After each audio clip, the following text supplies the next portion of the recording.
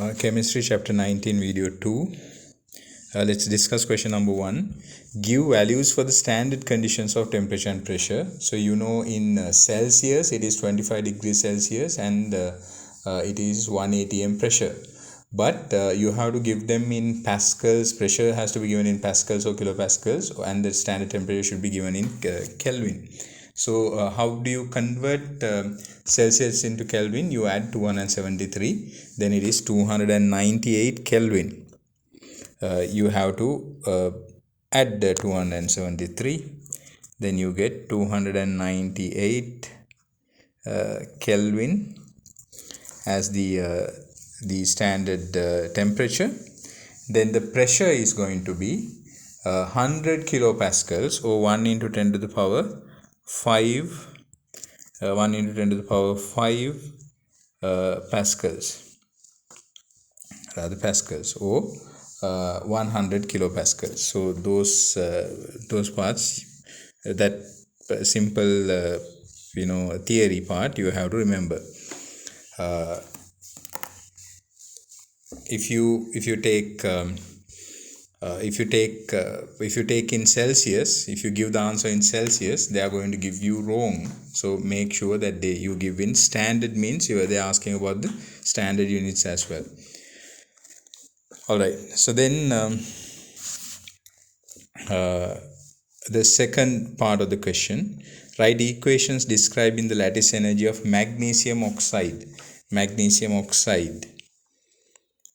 So we are looking at lattice energy. Lattice energy means, so the definition, you have to remember the definition. Definition is gaseous ions combining to produce 1 mole of solid crystal, right? So magnesium oxide means MgO. So let's start with gaseous ions. So that is going to be Mg, and it has a charge of Mg2 plus, right? It has a charge of Mg2 plus. You have Mg2 plus. Then you have the other one is the most important thing here is it has to be in gaseous form. To that you need to add what? Magnesium oxide. Then you get O. Oxygen, what is its charge? Again 2 minus. So it has to be in gaseous form as well. Then they combine to produce magnesium oxide, that is MgO. Because this is a crystal, it would be solid. You have to write this horizontally, of course, but the gist of the point is this: magnesium oxide is produced like this.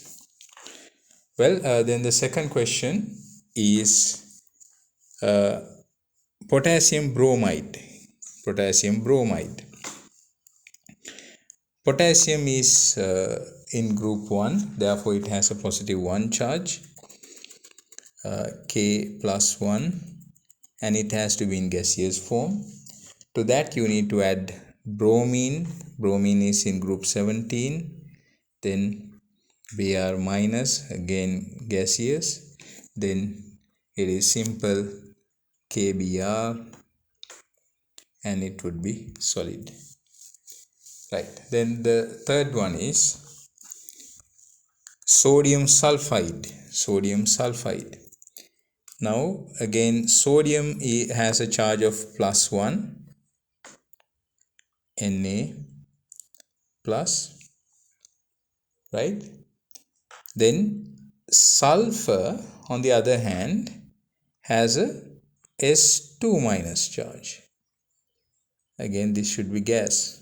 Both should be gas. So to cancel out this 2 minus charge, we have to put 2 here, 2 Na. Then that would produce what? Sodium sulfide, Na2S, and it should be solid. I hope you understood.